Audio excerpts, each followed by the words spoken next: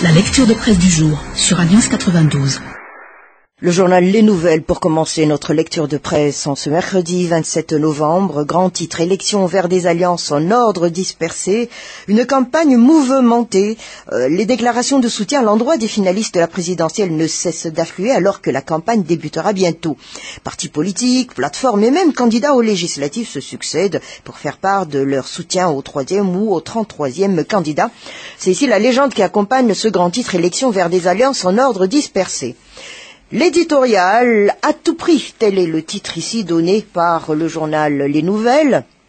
On le savait depuis le début, le pays paierait cher cette crise, et hormis le coût socio-économique, on peine à croire que les périodes de tourmente par lesquelles passent régulièrement donc les institutions financières nationales n'aient rien à y voir. Comme ce fut d'ailleurs le cas de ces grèves aussi fréquentes que tenaces au sein de la Banque centrale ou encore, tout dernièrement, du Trésor public, et ce, bien que les autorités transitoires aient toujours pu s'enorgueillir de la solvabilité externe et interne, comme les dettes, salaires des fonctionnaires, pensions de retraite, etc., de l'État en l'absence d'aide budgétaire venant de l'étranger. Ce n'est sans doute pas si évident que cela, mais les politiques y ont aussi laissé des plumes, nous fait remarquer ici l'éditorialiste du journal Les Nouvelles. Pas si évident puisque la population, certainement plus motivée par la volonté de mettre fin à la crise qu'autre chose, a récemment accordé son vote au candidat à la présidence et le fera encore sûrement lors du deuxième tour. Néanmoins, au gré des gesticulations, calculs, clashs, retournements de veste et autres blocages, il y a eu perte de confiance entre les politiciens eux-mêmes, à tel point que les alliances peinent visiblement à se former en cette période charnière du processus électoral. C'est en effet là, nous précise l'éditorialiste du journal Les Nouvelles, où en est la situation actuellement, et même s'il reste un peu moins d'un mois avant le second tour de la présidentielle et que la campagne ne débutera officiellement que d'ici quelques jours, eh bien les consignes de vote arrivent au compte-gouttes. Tous ceux qui ont brigué et pris le départ de la présidentielle du 25 octobre se sont certainement, dans la mesure de leurs possibilités, donné les moyens d'accéder à la magistrature suprême du pays. Il reste à savoir, s'inquiète ici alors l'éditorialiste du journal Les Nouvelles, ce que les deux qualifiés mettront sur le tapis pour convaincre l'électorat, par le biais des soutiens que les autres daigneront bien leur accorder. Et cela doit bien cogiter donc au sein des différents états-majors politiques, malgré le calme apparent prévalant entre les deux tours. Plus les tractations battent leur plein en ce moment, et il en va de même pour les législatives pour tenter de rafler la mise au sein de la future Assemblée nationale, financièrement et idéologiquement parlant ici, sachant que certains auront à renoncer jusqu'à leurs convictions s'ils veulent être de la partie lorsque la 4e République sera en place. Mais au final, conclut ici l'éditorialiste du journal Les Nouvelles, ce n'est malgré tout pas cher payé pour ces politiques qui sont à l'origine de cette crise. Eh bien pour eux, la facture peut s'avérer salée, mais pas autant que pour la population qui, à tout prix, ne veut que la fin du désordre actuel. Madagascar Matin se refaire une image de Virginité Robinson et Razor Mapian, deux garçons sages, c'est le titre ici donné, mais la légende qui accompagne alors pour plus d'éclaircissement, on nous dit ici, à clore d'incident qui a fait polémique, les deux candidats du second tour, préoccupés par les négociations que leurs camps entreprennent en coulisses, s'obligent surtout à un ravalement de leur façade pour se faire une image lisse. Un comportement trompe l'œil, les appareils respectifs ont donné le ton, la curie a débuté, on ne se satisfait pas à vanter les mérites du candidat de son camp, il faut aussi abattre l'adversaire. Et tous les coups sont permis, surtout ceux qui portent en dessous de la ceinture, c'est ici la légende qui accompagne ce titre. Mais l'éditorial ici du journal Madagascar Matin nous dit une pire des vacheries. Et puis en savoir pire sur ces vacheries, passons à cette lecture. La population fonctionne dans une contradiction dont elle ne prend pas conscience. D'un côté, nombreuses personnes parlent, ou au moins entendent parler des dizaines, de centaines de millions, voire des milliards d'arrières, comme si ces sommes leur étaient familières, alors que de l'autre, une majorité dans laquelle on ne compte pas mal de ces mêmes personnes rechigne pour 1000, voire 500 balles, et là, on décline en FMG. Millions et milliards, il n'y a que la sonorité que l'on a rendue familière à une grande partie de la population. Nombreux n'ont palpé ne serait-ce que la queue d'un seul million. La réussite à endormir l'esprit du grand public à entendre décliner ces sommes sans en prendre la mesure est l'une des pires vacheries dans le système actuel. Alors là, on parle de la vacherie. En ce moment, qui s'émeut des 16 milliards qui ont failli se faire la malle en douce des caisses publiques? C'est la question ici posée par l'éditorialiste de Madagascar Matin. À 8000 francs le kilo de riz, on provoquerait sinon des émeutes, au moins une vive émotion. Pourtant, on ne scie pas sur cette tentative de vol au détriment de tous, ce qui représente quelques 35 millions de kapok, boîtes de lait donc condensées, l'unité de mesure la plus familière à ceux qui achètent le prix en détail de moins d'1 kilo. Dans les grands services du ministère de l'Argent, eh bien, cette affaire crée une certaine effervescence. On se demande bien pourquoi, nous dit ici Madagascar Matin, l'opinion se doute que ce n'est pas la première du genre. Ce remue-ménage interroge et à la fois s'explique lorsque les grands commis de l'État, ceux qui s'occupent donc les hauts employés, s'acoquinent avec les syndicats pour manifester une mauvaise humeur. Ces gens-là, à ce que l'on raconte, périodiquement palpent les primes à 8-0, actuellement font corps pour défendre l'un des leurs qui n'a peut-être commis de faute que de ne pas avoir formulé une plainte contre cette tentative, même s'il a éventé le mauvais coup et bloqué le décaissement. Encore une question ici posée par Madagascar Matin. Qui a donc mis en branle les enquêtes de la gendarmerie? Mais surtout, qui sont ces deux branquignols qui, alors qu'ils ne figuraient plus dans les registres des effectifs de la présidence et de la transition, ont tenté leur coup de force en usurpant de cette référence? Tout reste encore flou pour l'instant autour de ces nombreuses questions. La transparence à demi met en relief des zones d'ombre et favorise encore plus les rumeurs que le blackout total. Et toujours à l'éditorialiste de Madagascar Matin d'enchaîner que les fausses transparences sont suspectes entre ombre et lumière. La lumière, on se doute, ne sert qu'à focaliser l'attention sur le chiffon rouge que l'on agite le temps de faire le nettoyage derrière l'écran. Et pour l'instant, les deux branques ont été libérés de la garde à vue, limitée à 48 heures, et à ce que l'on a déclaré. Mais si le remue-ménage prend de l'ampleur, ceux qui tirent les ficelles vont les lâcher en pâture. Les éclaboussures se font trop menaçantes. Dixit, ici Madagascar Matin. La Gazette de la Grande Île relance, après la crise, le dernier mot au bailleur. C'est ici donc le titre donné. Et la légende qui accompagne d'ailleurs ce titre, en dépit de sa volonté d'offrir le meilleur aux 22 millions de Malgaches, le futur président de la République ne pourra rien faire. On l'empêche de réaliser son rêve pour Madagascar. C'est ici la légende qui accompagne. Mais voyons plutôt un sujet aussi qui nous intéresse et qui porte à réflexion. C'est concernant la surveillance des côtes, un taux de seulement de 14%. C'est le titre ici donné en page 7 du journal La Gazette de la Grande Île par rapport aux deux articles de cette page. Nos côtes sont une véritable passoire avec un taux de surveillance seulement de 14,33%. C'est ce que l'on peut lire dans le dernier mensuel du Trésor public Taïr, déjà évoqué par le directeur général du Trésor à une conférence du groupement des entrepreneurs de Madagascar, le GEM donc. L'autre semaine, eh bien, ce problème explique en partie les intenses exportations illicites de ressources naturelles, dont les bois de rose. Le pays dispose d'un peu plus de 5000 km de côtes, mais ne compte guère que de bateaux de surveillance des côtes. Seul le secteur de la pêche a des matériels pour cela. Et c'est pour cette raison que des bateaux ont été en état de pêche illégale peuvent parfois être interceptés. Sinon, le Trésor calcule qu'avec l'économie dégagée tous les ans par une utilisation rationnelle des chèques carburant lubrifiants, c'est-à-dire les fameux sécales, le pays aurait pu s'acheter 100 bateaux de 400 millions à riard l'unité pour la surveillance des côtes. En explication aussi donnée par le journal La Gazette de la Grande Île. Par rapport donc à ce qui a été donné en information à travers le Taïr. Il estime que les besoins réels de l'État en sécales sont de 28 milliards d'arières par an.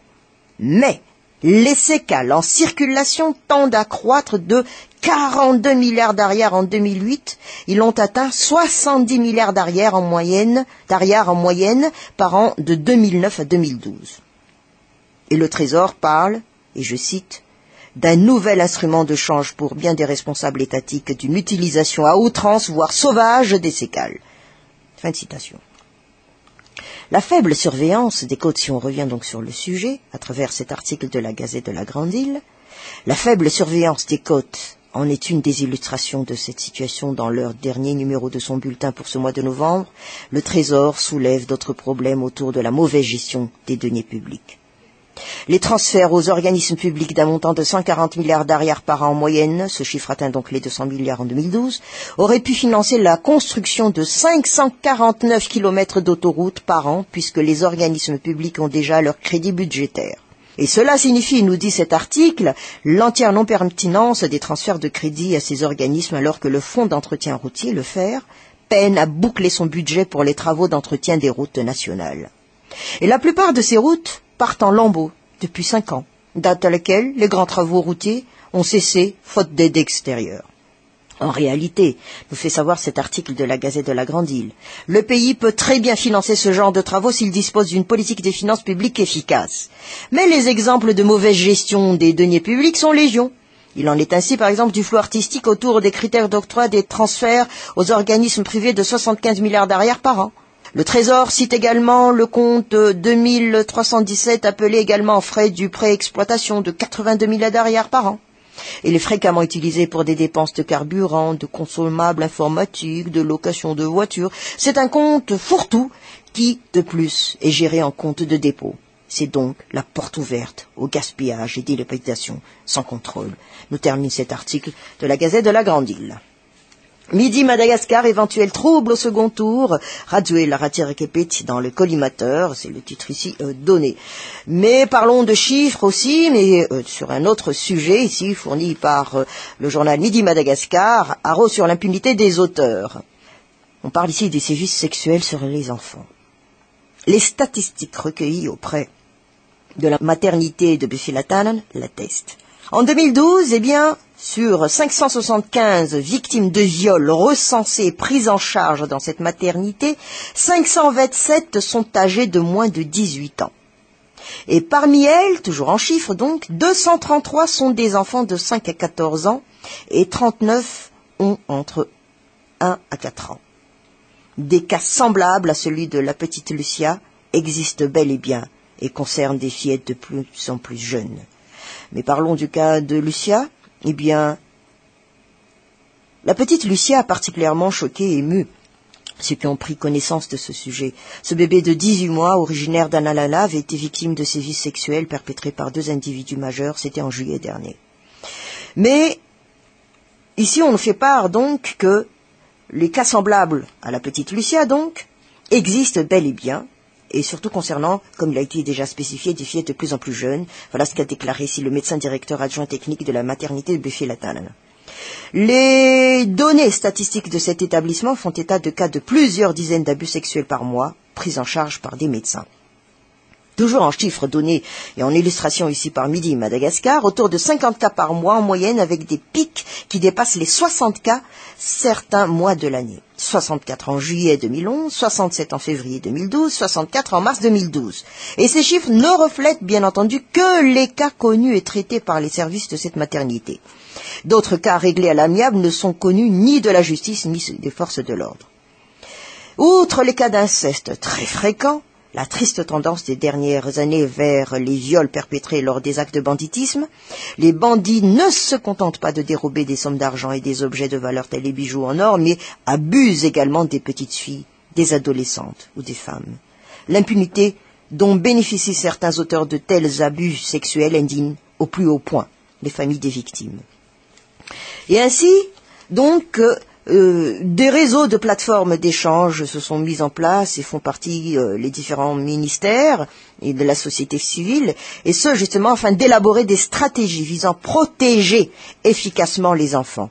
De même, la création en décembre 2012 du Comité national de protection de l'enfant se penche justement sur le suivi des dossiers concernant les auteurs d'abus sexuels sur des enfants. Le plus grand obstacle à abattre reste alors la corruption. Nous conclut ici cet article de Midi Madagascar. Courrier de Madagascar, Rivant Fuktanman, Taunenani Panifouef, soutient un candidat au second tour, aucune décision officielle avant demain, d'après Sylvain Rabetsaoun. Ce sont les 2 titres fournis par le journal Courrier de Madagascar. Mais voyons plutôt ici, parlons des enfants, de la malnutrition chronique, plus de 2 millions d'enfants malgaches victimes. C'est ici en page 2 du journal Le Courrier de Madagascar. Toujours en chiffres. Plus de 2 millions d'enfants donc de moins de 5 ans. Soit plus de la moitié d'entre eux souffrent de la malnutrition chronique de la Grande Île. Ce sont là des dernières données disponibles datant de 2009 sur l'état des lieux de la malnutrition au pays. Et la situation pourrait effectivement être plus grave que ça.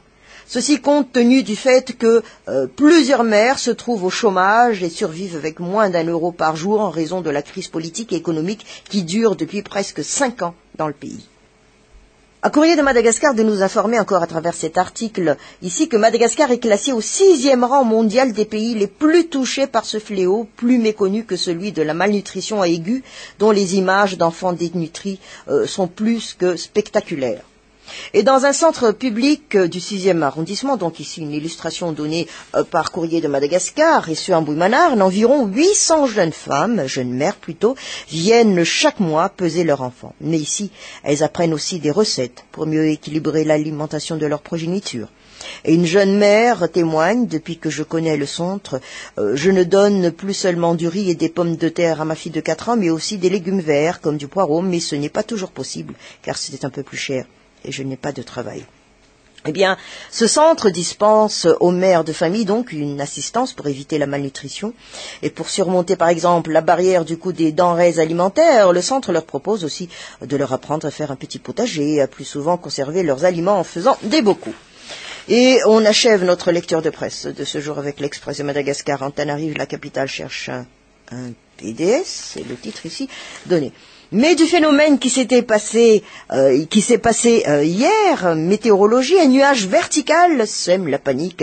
Et ici, à travers cet article fourni par l'Express de Madagascar, on saura mieux sur le phénomène d'hier. Eh bien, panique dans certaines rues de la capitale, c'était hier, nous rapporte ici l'Express de Madagascar.